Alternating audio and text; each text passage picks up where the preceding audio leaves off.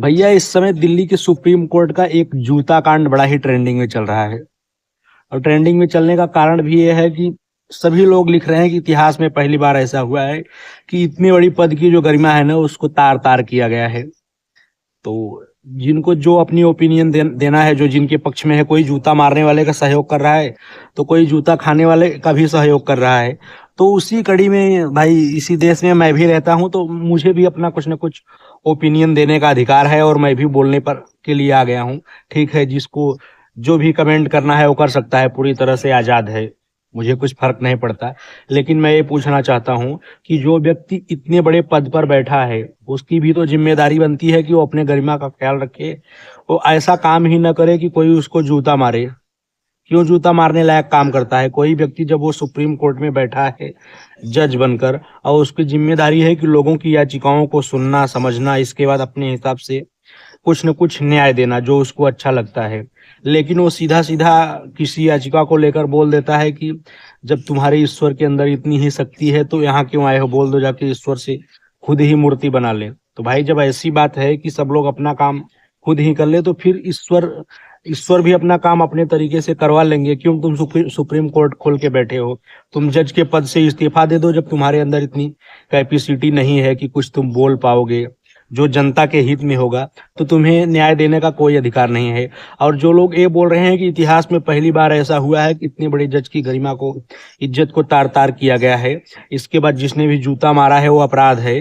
तो मैं बोलना चाहता हूँ कि जब किसी जज के घर पे करोड़ों करोड़ कैश मिलते हैं, ब्लैक मनी मिलती है, तो क्या अपराध नहीं रहता है क्या?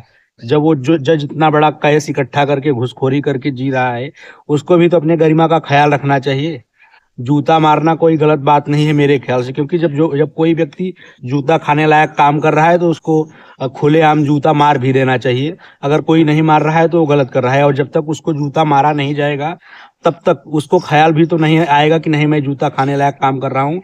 और उस व्यक्ति को अपनी गलती का एहसास था, वो खुद ही उसको मालूम था कि मैं जूता खाने लायक काम करता हूँ, तभी तो इतना बड़ा कांड होने के बावजूद भी उसको कोई तकलीफ नहीं हुई। उसने बोला कि ठीक है, मैं इन सब छोटी मोटी चीजों से आहत नहीं होता हूँ, आप लोग अपना काम चालू करो।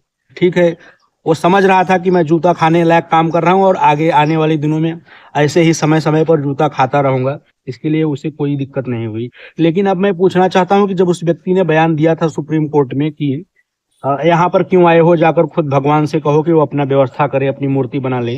तो जब उस व्यक्ति ने ऐसा कोई गलत काम किया, उसके बाद उसके ऊपर किसी ने जूता फेंका, तो उसको खुद ही कुछ करना चाहिए था ना। उसने क्यों कानून का सहारा लिया? उसको खुद ही उठकर उस व्यक्ति को भी जूता मारना चाहिए था जिसने उसे जूता मारा था। या फिर उस जूते खाने वाली घटना से उसको कोई तकलीफ नहीं हुई थी तो फिर शांत रहना चाहिए था। क्यों उसने जाकर मतलब लिया कानून का सहारा कि किसी ने मुझे जूता मारा है तो उसको सजा दिया जाए या कुछ किया जाए? जब वो ऐसी बयानबाजी कर सकता है तो क्यों फिर? और अगर सही से जांच किया जाए ना, तो अभी तमाम इस देश के ही जज हैं, बड़े बड़े हाई कोर्ट के, सुप्रीम कोर्ट के, जिनके घर पर करोड़ों करोड़ कैश मिल रहा है, ब्लैक मनी मिल रही है ना, तो ऐसे ही चेक किया जाए ना, जांच सही से किया जाए ना, तो ऐसे ही जज हैं जो करोड़ों रुपए खाकर बैठे हुए हैं।